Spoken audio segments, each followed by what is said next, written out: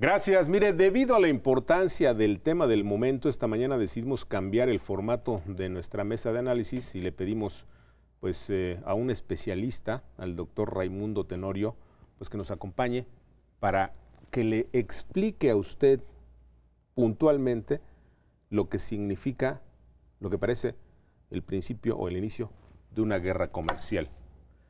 Doctor Tenorio, me da gusto saludarlo. Igualmente, cómo no, Ricardo, también. A ver, doctor, platíquele a la audiencia, por favor, ¿qué significa esta decisión que muchos dicen que no la vieron venir del gobierno de Estados Unidos de proponer aranceles a productos tan importantes para México como el acero y el aluminio?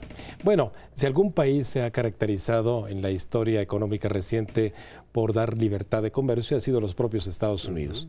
Un esquema de proteccionismo basado en impuestos a la importación e incluso otro tipo de barreras que impiden el beneficio de los consumidores. Para bien o para mal, los consumidores estamos pendientes de cómo nos beneficia en el bolsillo el libre comercio. Estas sinrazones del señor Trump, que cumplen obviamente al electorado que lo llevó al poder, están en su agenda y lo han estado desde el día 20 de enero, cuando él toma la presidencia en los Estados Unidos. Los más perjudicados somos los consumidores. En esa parte, sí.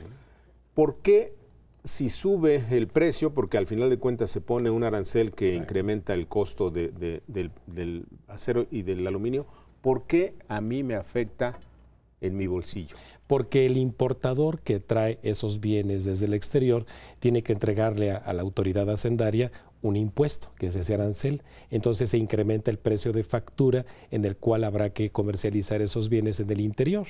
Entonces, si está libre de arancel, es decir, cero, tal como se factura, obviamente se agregan los márgenes de comercialización y distribución y llegan a nosotros los consumidores. Pero si en ese paso hay que cubrir un impuesto a la autoridad hacendaria, se incrementa el valor de esos bienes importados y se tienen que repartir en el precio final a quienes somos consumidores.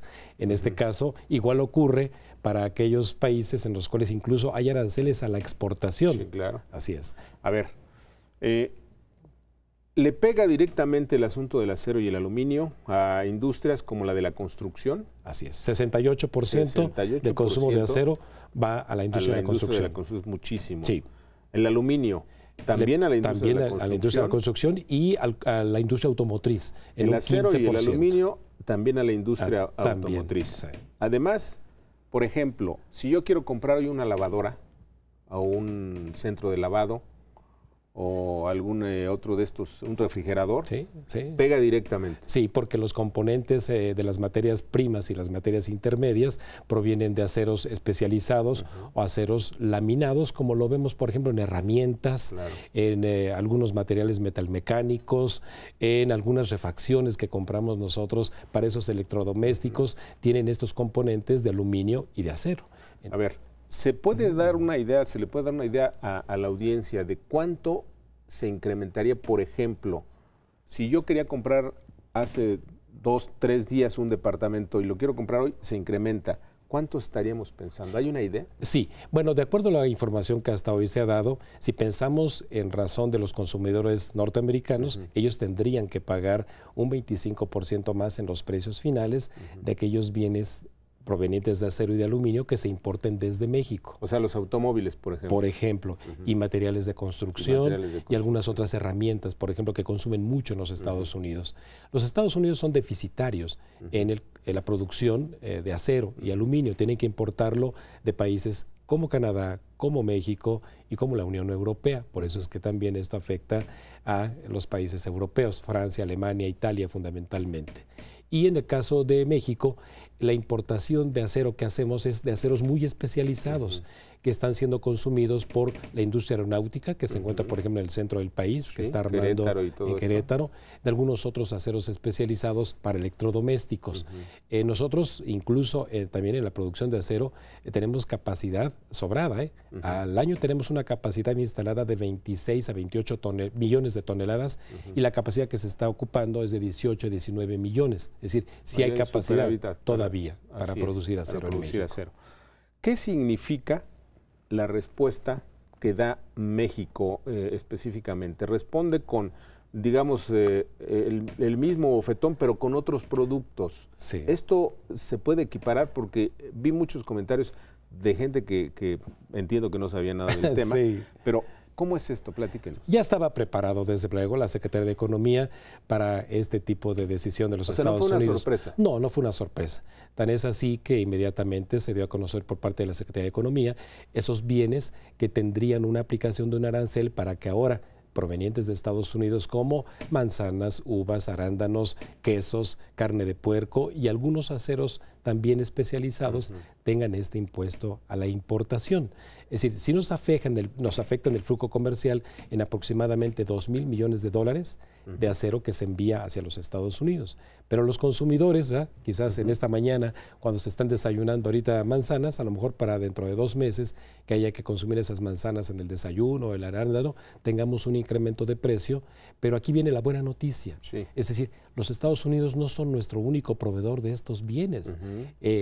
Gracias a la construcción que se ha hecho de libre comercio para México, somos campeones mundiales en tratados de libre comercio, pertenecemos a la Organización Mundial de Comercio, pues la estrategia empresarial de importadores tendrá que voltear a aquellos otros países de los que pueden provenir estos bienes y no impactar evidentemente en su competencia en el mercado a nuestros bolsillos. A ver, escuché por ahí que desde ayer que se dio esto, inmediatamente empieza México, la industria y la empresa mexicana a voltear a otras partes para conseguir estos bienes. Manzanas, arándanos, quesos, etcétera. Sí. ¿De dónde podríamos traer ese tipo de cosas? Bueno, en el vecindario, en América Latina, tenemos a países como Chile, Perú, con quienes hay acuerdos de complementación económica y libre comercio, Colombia incluso, que son países proveedores de algunos de estos bienes que nosotros importamos, incluyendo a la propia Argentina. Claro. Entonces, desde luego, los costos de logística y transportación van a pesar, y ahí es donde el importador tiene que hacer muy bien sus cuentas, ¿verdad? Para saber si el margen de utilidad le da para cubrir el impuesto y que el consumidor también lo podamos pagar. Claro. En estas preocupaciones, evidentemente nosotros como consumidores veremos en los anaqueles, en cosa de 1 mes, 2 meses, algunos de estos impactos en precio, pero me parece que lo más que ha cuidado la autoridad es de ser muy selectivo en qué tipo de bienes podríamos nosotros vernos afectados. La verdad es que las manzanas, los arándanos, los quesos especializados no forman parte de una canasta de consumo de todos los días, pero sí afectan a productores desde los Estados Unidos que están enviando esos bienes a nuestro país. Esto le va a pegar fuertemente a Estados Unidos, a sus productores. Sí, por eso fue que la respuesta también de México me parece fue muy adecuada, en razón de no responder también con arancel específico para todo el acero, para todo el aluminio. Fue muy selectivo en decir laminados especializados de acero que sabemos que pueden ser sustituidos. Esa también es la buena noticia. Es decir, hay capacidad ociosa, ocupada en la producción de acero en México. Yo lo veo como buenas noticias, porque la sustitución de importaciones permite desarrollar proveedores, cadenas productivas aquí en México. Entonces, me parece que también no hay que verlo todo necesariamente desde la guerra comercial como tal. Nos queda 1 minuto. Sí. Esta decisión de Estados Unidos ¿rompe el Tratado de Libre Comercio? No, al contrario. Desde mi punto de vista, esto forma parte de que los Estados Unidos quieren todo o nada. Y todo es NAFTA, fundamentalmente. Entonces, esto sí me parece que es parte de las técnicas. ¿Es como unas vencidas? Sí, señor. Esto es parte de las técnicas de negociación sucias que caracterizan al señor Trump.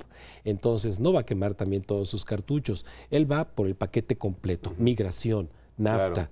Y que nosotros cedamos todo. Entonces, esto no es un distractor, es un primer dardo fuerte, sí, pero lo que busca es ir por todo con NAFTA. Entonces, me parece que también la estrategia de negociación, aprendió mucho ya México de ello, es alargar la negociación. Claro. Si bien es cierto que nos puede tomar esto todavía hasta con la llegada del nuevo presidente, del nuevo gobierno, me parece que ha sido una estrategia adecuada porque seguimos teniendo libre comercio. México bien.